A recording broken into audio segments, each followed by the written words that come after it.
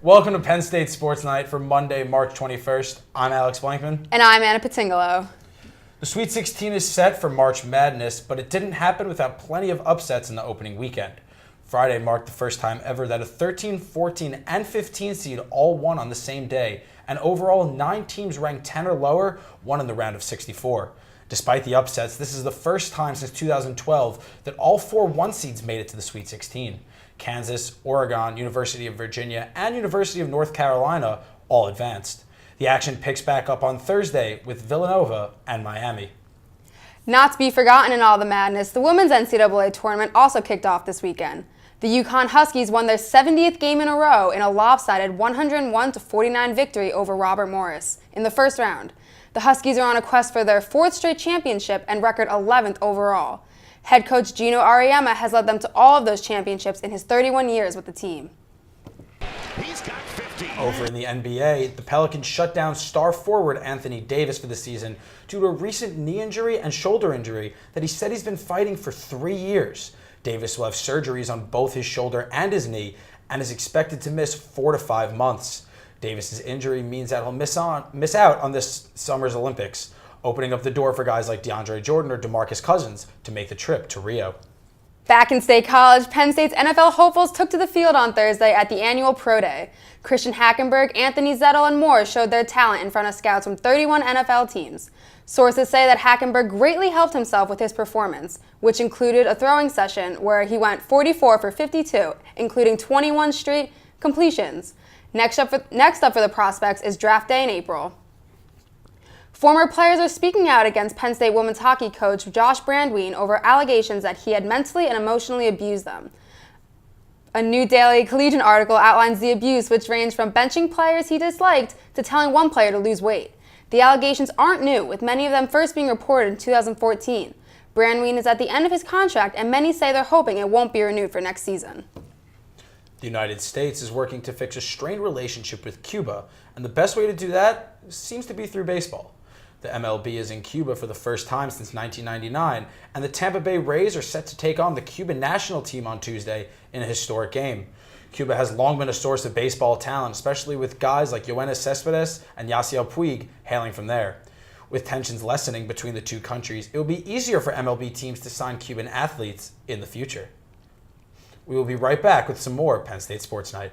Mike Gilbert, Alex Blankman, what's the rule? The rule is it is always NFL season. That's why we're doing some fit or flop today, Alex. I'm going to throw out some free agent names, big signings, and we're going to say whether it's a fit or it's going to be a flop. So let's do it. Let's jump right into it. The $72 million man, Brock Osweiler. Brock Osweiler. Fit or flop? Brock Osweiler will be a flop. $72 million, 4 years. He's had 7 starts in his entire career. And even behind quarterback guru Bill O'Brien, who's worked with quarterbacks like Tom Brady in the past, and who brought Brian Hoyer to the playoffs, this will be a flop. J.J. Watt brought Brian Hoyer to the playoffs. That's true. I still think it'll be a flop, although they did sign Lamar Miller, who will help with the run game, which will in turn help Brock Osweiler now. Which will in turn be a fit. He will fit well. He will take Arian Foster's spot. He is young. They have very similar skill sets. The only difference, Lamar Miller does not get injured as often. With Arian Foster gone, Lamar Miller, perfect fit in Texas. All right, so the Giants spending a lot of money on that defensive line. Olivier Vernon, Damon Harrison, Javorius Jenkins. Fit or flop for that Giants defensive line? The Giants spent over $200 million this offseason. They spent $80 million combined in the last 4 offseasons. All these moves are going to fit perfectly into place for an offense that is already featuring Odell Beckham Jr. and Eli Manning. Giants should be a very formidable team in a weak NFC East. All the defensive spots will be a fit. You know what I don't like, Alex, is the fact that Giants fans complaining about spending all that money when last season they were complaining about not spending enough money. It doesn't add up. But terrible secondary last year, and they're good to go this year. Let's go to the other team who plays in the Meadowlands, the New York Jets. New York Jets. Matt Forte, fit or flop? Matt Forte will be a perfect fit for the New York Jets. A little on the older side, but he will feature well as a 3-down back. And with the return of Bilal Powell, the New York Jets should be an offense looking like last year. Bringing along with former teammate Brandon Marshall, Matt Forte should be a nice compliment. If they get Ryan Fitzpatrick back. If they get Ryan Fitzpatrick. Speaking of quarterbacks, Eagles investing a lot of money in Chase Daniel and Sam Bradford. Fit or flop for those Eagles quarterbacks? Those guys are going to flop like a fish out of water on this one. They spent way too much money, over $50 million between your starter and backup quarterback. And you claim Bradford's the starter, but I don't think the Eagles really knows the starter's going to be. Major flop. Just like Chip Kelly did, this team's going to be a flop. Paying Chase Daniel's starter money does not make sense to me at all. It's also inflated the quarterback market, helped to inflate it. Brock Osweiler inflated it. Brock Osweiler, Ryan Fitzpatrick, the same agent. That's why. Chris Ivory, fit or flop in Jacksonville? Chris Ivory, fit in Jacksonville. Okay. He'll be able to stay healthy with TJ Yeldon helping him out, and I think that's going to be a huge part of the Jacksonville offense. All right, the last fit or flop and the most important fit or flop, Mark Sanchez in Denver. Mark Sanchez in Denver will be a major. It doesn't even matter. I can't even say fit or flop because he will be the backup. So who are they going to go out and get? They're going to get whoever they draft in the first round because they're picking at the very end anyway. They just won the Super Bowl. I think they're going to take the best quarterback available. Mark Sanchez may start week 1, but it's not really going to affect the team. Not with this great defense and not with the rookie, whoever that is they take. Kaepernick, RG3, Fitzpatrick. Where do they end up? Kaepernick, I'm going to say goes to the Browns. RG3 also goes to the Browns. And Ryan Fitzpatrick remains with the New York Fitzpatrick Jets. with the Jets. Kaepernick with the 49ers. Griffin with the Browns. The Browns, he actually had a meeting Either with way, Griffin. the Browns quarterback situation. I'd rather Gonna have flop. many people over RG3. Big flop. We will be right back with more Penn State Sports Night. Stick around. Welcome back to Penn State Sports Night. I'm Allison Gasparetti alongside Alyssa Devine. We're here to talk some Penn State hockey tonight. So for the Penn State men's hockey team, their season has officially ended. As of Friday, they lost to Michigan in the Big Ten tournament.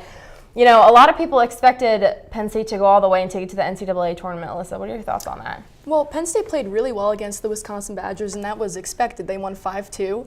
Unfortunately, they lost to Michigan 7-2, and Michigan is a really good team this year. They have the top line in the nation. So a lot of people were expecting Penn State to play well, but again, it wasn't really realistic because of Michigan's top line. Kyle Connor is the front runner for the Hobie Baker Award for a reason.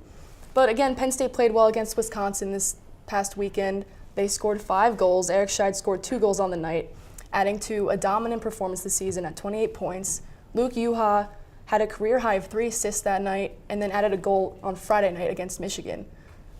Defensively, Guy Gadowski has been emphasizing all year to get the defense going, especially producing on the offensive side, and that's what they did, especially Luke Yuha. So, again, they didn't play that great against Michigan, but again, it's because of that top line. Yeah, I mean, Michigan has, I don't want to say trampled Penn State, I mean, consistently this year. It's been a rough season for them. But Michigan ended up winning the Big Ten tournament. They defeated Minnesota, which we all know is not easy to do. But, you know, kind of going back to Penn State, you know, they dropped 4 of their last 6 regular season games. And they had to win the Big Ten tournament to even get into the NCAA tournament. So, I mean, in just 4 years, though, if you think about how far Penn State has come, it's been a really incredible journey to watch these guys and the team transform.